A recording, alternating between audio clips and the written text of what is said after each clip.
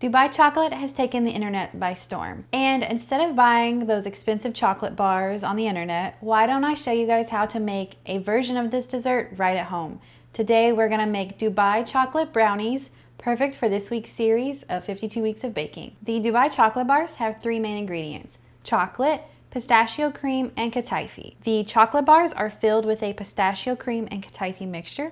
So we're going to make a brownie base and then put the kataifi and pistachio cream together on top. To get the brownies started, I have some semi-sweet chocolate and butter. I'm going to melt those together over the stovetop until they come together.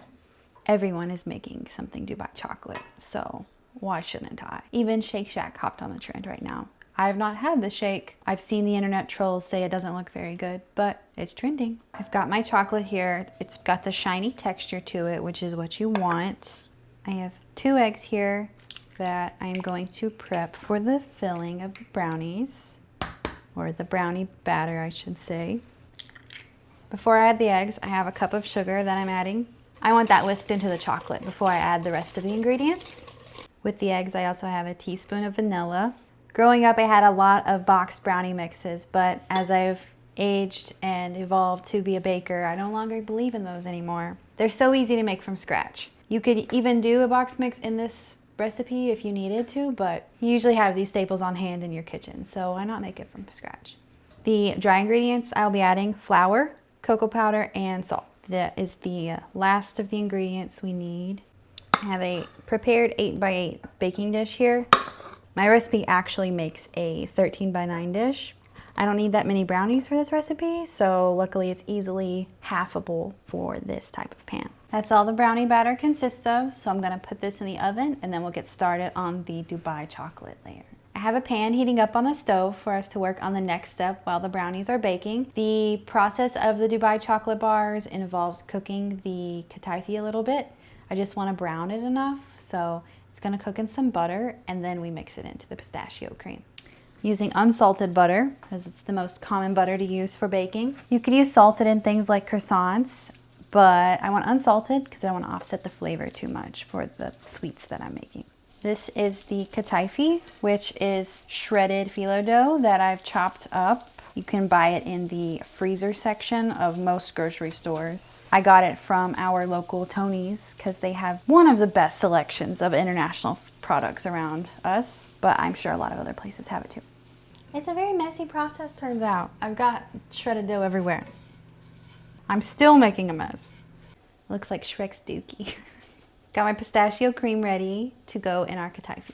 2 jars worth of this pistachio cream. The texture of it reminds me of a pistachio version of Nutella, and so did the price because it was not cheap.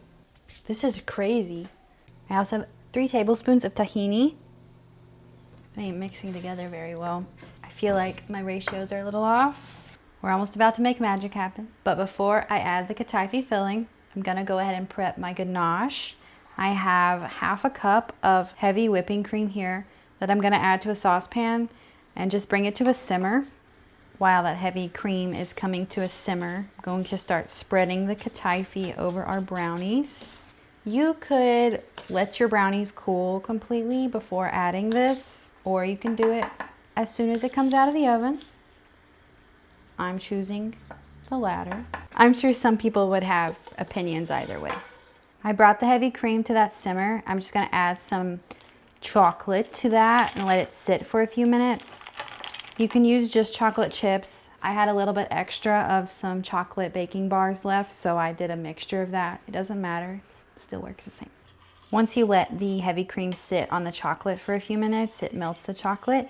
And then all you have to do to finish the ganache off is stir it until you get the glossy texture of the chocolate ganache. Our ganache is ganaching. It's time to see if I actually made enough to cover the entire top of this.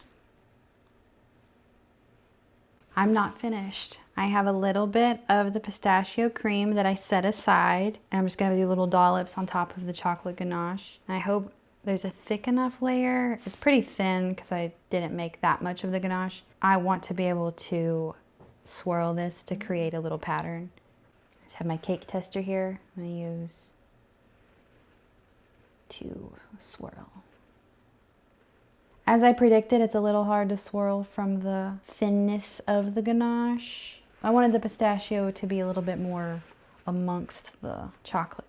She's still warm, so I can't cut into her right now, but I'm kind of getting St. Patrick's Day vibes from this. And then from the kataifi, before I put the chocolate on it, I was thinking of Easter with the Easter grass effect. I think she's gonna be absolutely delicious and my neighbors are absolutely gonna love it. I hope they get as much enjoyment out of eating it as I did making it. Make sure you guys try out the recipe. I'll put it down for you below and let me know how it turns out for you or if you would have done anything different. Be sure to like and subscribe so you don't miss next week's video.